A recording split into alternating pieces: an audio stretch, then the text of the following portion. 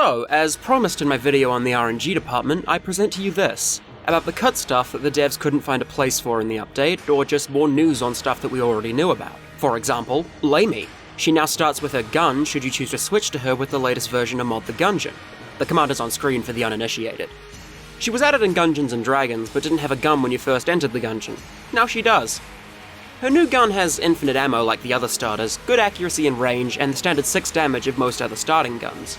She still starts with the test items she used to have, Blood Brooch and Lichy Triggerfinger. Her new gun doesn't have an Ammonomicon entry and just shows up as the unfinished gun. They've also fixed that bug she has with the map, and she has her own unique map icon as well. Moving on, a lot of guns I've talked about in the past as being cut did end up making it into the update. Some didn't, but it looks like something did happen with them at least, because in the latest version of ETG mod, you can acquire certain guns and items that, while completely functional, cannot be obtained in-game. Here's the Chrome Steel Assault Rifle, which, as it turns out, is one and the same with the Hegemony Auto Rifle. The Super Space Turtle Gun, the Wrist Bow, Sir Manuel's Revolver, and Tigre, in the way of normally functioning guns. I'll put stats like damage and max ammo in the description if you care enough. There's also the Treadnaught's Barrel that I've talked about before, and it's just as buggy as it used to be. It charges to fire an explosive shell, but it's just as likely to have a small seizure. Then we have the Real Cool Bow. If you remember my Cut Guns video, the Real Cool Bow was a weird, thin, minimally sprited blue bow. Here, it bears the name and Ammonomicon entry of the bow, and behaves like the bow does with one of its synergies. As far as I'm aware, no synergy the bow has causes it to look like this, though. It's likely that the Real Cool Bow was intended to be the bow's appearance in one of its synergies, but Dodgerel decided to leave the appearance normal because, well, the Real Cool Bow looks like crap, honestly. Similarly to the Real Cool Bow, there's the Tertine Gun, or the Tertine Gun. Built off of the Dragonfire's framework, I only know its name from its sprites. It doesn't fire the flames of the Dragonfire, instead it shoots a stream of these small bullets that each deal 44 damage. It's not entirely unused, as Super Space Turtle holds this gun during his Super Space Turtle DX synergy, but now the player can wield it. There's also this Aperture Science-looking version of the Moonscraper with a weird, thin laser. It behaves pretty much the same. This version of the Magnum, utilizing the sprites of the Unused Big Gun and the style of the Big Shotgun, and the Mummified Clob, which is the gun visually used by the Gummy. It's just the Clob, but covered in bandages, and it does a sliver less damage. The reason why I group these two together is because I believe that they exist for the same purpose. As I mentioned, the Mummified Clob is used by the Gummy, and in case you don't remember, the Big Gun is used by the Titan Bulletkin in the RNG department. I've talked to Plagued Pixel, who's a quite talented Gungeon modder who's been doing research into how enemies hold guns, and he confirmed to me that for an enemy to hold a gun, that gun has to exist somewhere in that code as something that the player could theoretically use. The gun doesn't have to behave the same in the player's grasp as it does in the enemy's though, which would be why the Big Gun is just a Magnum reskin. Anyways, back to business. A green, unripe version of the banana that shoots a banana that splits into 3 bananas, one of which splits into 2 more bananas. This weird variant of the Tearjerker Wrath of the Blam synergy that uses the name of the Stone Dome and is capable of shooting in a full 360 degrees. A green liquid crystal display looking version of the lowercase r that behaves identically. A greyish, silverish version of the Tearjerker that behaves identically. And the uppercase R. Yeah, it looks like the uppercase R was originally intended to be its own gun, with its own description and everything, before they scrapped that and just made it a synergy. It behaves identically to its current synergy form, however. Here's its description. Uppercase R.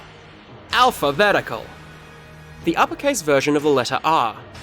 Although the uppercase version of the R character does not resemble a gun, the space between the 2 lower markings does create a kind of shoot shape, and shoot sounds a lot like shoot. The rest is obvious. And finally for the weird guns, there's Lamey. Yeah, that sounds insane, but I'm not wrong. It's not the character Lamey, but there's a weird, glitchy gun now obtainable through the console that shares her name. It has the sprites of the Elementaler and infinite ammo as well. It fires cheese, but not player bullet cheese. The cheese that it fires has the enemy bullet shader, and it looks like it ought to be fired by the Rat Boss or the Fridge Maiden. These bullets do no damage to enemies or to the player. They phase through most entities in the game. My best guess is that this gun was used as a framework, a test for something while the devs built Lamey's starter gun, and that they just forgot to remove it. Next, we've got a handful of unused items. There's the Emerald Bracelet, a green recolor of the Ruby Bracelet that causes guns that you throw to zoom across the floor back to you, removing the hassle of having to go pick the thing up. Its description reads as follows: Emerald Bracelet. Thrown guns return. The emeralds in this bracelet are extremely jealous. They will force any thrown gun to return, just so no other hand can hold them. Next, there's the Hunter's Journal. This passive, in theory, functions kinda like the dog, slightly increasing the drop rate, but I'm not a technical wizard enough to see if this item actually does anything. Hunter's Journal, luck or skill, slightly increases drop rate. Filled with maps and the answers to half-forgotten riddles. Ever since the hunter was a child, she had a knack for finding things. Following that, we have Fairy Wings. Now, these butterfly-looking wings are actually related to another cut item called the Caterpillar, which we know would have been a companion that, in one way or another, would eat heart drops until it eventually gave you this. These wings grant flight, as you might expect, but they have another function. Upon dodge rolling, the player leaves behind pink charm creep, capable of charming enemies that walk over it. This is the only thing in the whole game capable of creating this creep, until somebody starts to mod in new items or guns. The Fairy Wings description is as follows. Fairy Wings. Enchantment?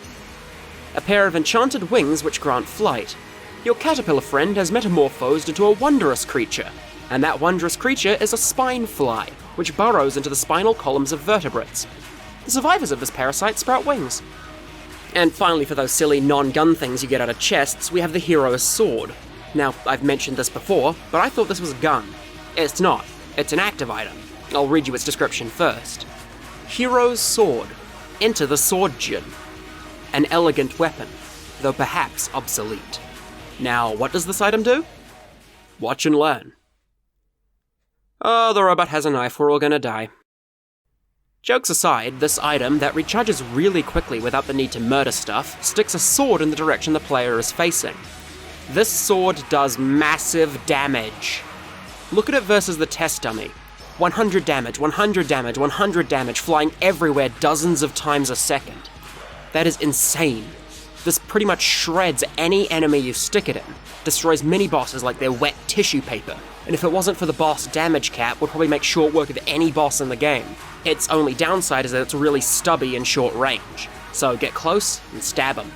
You could almost make this into a challenge run, try and beat the game using this item alone. Yikes. There are also a couple unused Ammonomicon entries for guns that were just made into synergies, like the uppercase R. These would be the Alas Sniperian synergy for the Crown of Guns, and the Full Circle synergy for the Tangler. First of all, the Alas Sniperian gun's original name and description. Moonlight Tiara. Alas Sniperian. Fires moonlight. Royal symbol of a society that once inhabited Ganymede's oldest moon, Sniperian. This tiara was gifted to an ancient queen by a mysterious bearded traveler from planetside. Folk tales insinuate that the traveler sought the queen's affection and was rebuffed. A bearded traveler from the ancient days of Ganymede is able to leave the planet and gives an ornate magical gun to someone. I wonder who it could be. Next, the Full Circle gun. Encircler. Round 'em up. Encircles enemies. The Encircler fires particles from a gambling-based dimension where all matter is spherical. We've talked about the fate of guns I've discussed in the past, weird unused synergy forms, and default debug firearms. I only have one more thing to show you in the way of cut items before we get to the enemies. The Puff Gun. We only have a description. The Puff Gun's description is stored under the title Kirby Gun, confirming what it'd be a reference to. Puff Gun. Dream Warrior. To do. Yeah, they never finished it, looks like. Okay, I am officially done with guns and items. Now we can get on to enemies, because yes, there were a handful of enemies cut from this update. First off, the Chameleon. This little lizard, looking a bit like the Gunzuki, would presumably have spawned in the RNG department. It may have been a reference to the cut jungle floor in the same way that enemies there are references to the future floors of the Belly and the Wild West. This guy is actually functional and spawnable, so we can see how he behaves. He waddles around the room, shooting inconsistent spreads of bullets in the direction of the player. Not what I expected from a chameleon, but I guess you gotta do what you gotta do. Next up, an actual unused boss. These 3 large kin, 2 bullet kin and a shotgun kin. They kinda make me think of the Trigger twins, almost, but there's 3 of them instead of 2. Their similarities are compounded by their Sprite collection being called West Bros, another reference to the cut western floor. According to their individual sprites, their names are Angel, Gnome, and Tuck. Angel is a giant red shotgun kin with a black hat atop his slug and a thick, bristly black moustache. Gnome is a giant bulletkin wearing a chipped leather hat like the western bulletkin, and a green poncho similar in design to the poncho worn by the gunslinger. He also looks to be smoking a fat cigar. Tuck is the final large bullet, with a blemished casing, big moustache, and a hat type I don't know the name of. Something worthy of note is that Tuck's hat sprite, once it falls off his body once he dies, is called Hat Tucko, so his name might be Tucko instead of Tuck, or that could just be a misspelling. They don't have any sprites for attacks that aren't also present in the Trigger twins. They can dash, pound the ground, walk around, summon stuff, presumably bulletkin, and get angry. The getting angry part probably occurs when one of the brothers dies if we're following the Trigger twins model. So yeah, a cut boss from the Wild West floor that seems to just be the Trigger twins, but with a twist being that there's 3 of them. Finally, we have a handful of unused sprites for the NPC Bowler. Looks like the Rainbow Man was meant to have a couple more behaviors than he wound up with. Something interesting to note, Bowler's sprites don't call him Bowler. They call him Pat, as in Patrick, for whatever reason. We have Bowler walking around, wearing a marine-esque helmet, dressed as a large bulletkin with his face poking out, him holding a large shotgun, and him, according to the sprite's name, surrendering. Something that you might notice is that this shotgun seems to be the same as the unused jail NPC shotgun. I went over it in my Unused Guns video. It's possible that this gun was meant to be wielded by Bowler while he moved around and did something, I guess. Considering he has sprites for surrender, perhaps he was meant to be a boss or a mini-boss. It really seems as though Bowler was meant to have so many more behaviors than he ended up with. Sadly, we'll never get to see Bowler all dressed up for Gungeon Con. So that's that, I suppose. A bunch of items and guns, old, new, some in between, a new enemy, and a new boss. All of them not really new, since they never made it to the release of Farewell to Arms, or indeed any update, but I can dream. On the topic of the newly quote-unquote released Exit the Gungeon, I probably won't say much more about it until it's had time to stew, so to speak. There are some very interesting notes about new stuff I'd like to go over quickly.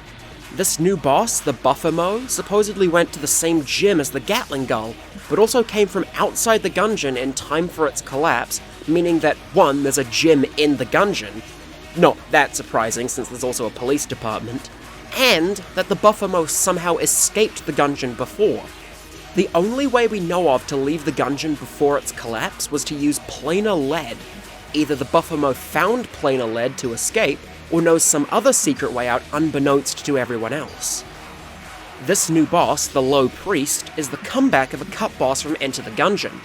In Gungeon, he's called the Vampire Mantis, and was unused aside from a painting of him in the Abbey. In Exit the Gungeon, it's revealed that the Low Priest is the living form of the High Priest, his physical body. Pretty much the man he used to be that I mentioned in my video about him in the Warmonger. I'd wager that this living form is back in a similar way to how the Lich's living form came back as the Gunslinger. Nonsensically, but it just does. Finally, for these ending notes, one of the stages has you running away from a massive worm beastie. This isn't a boss and can't be killed, but upon seeing it, I immediately had the idea that this creature could be the setting for the unused belly floor.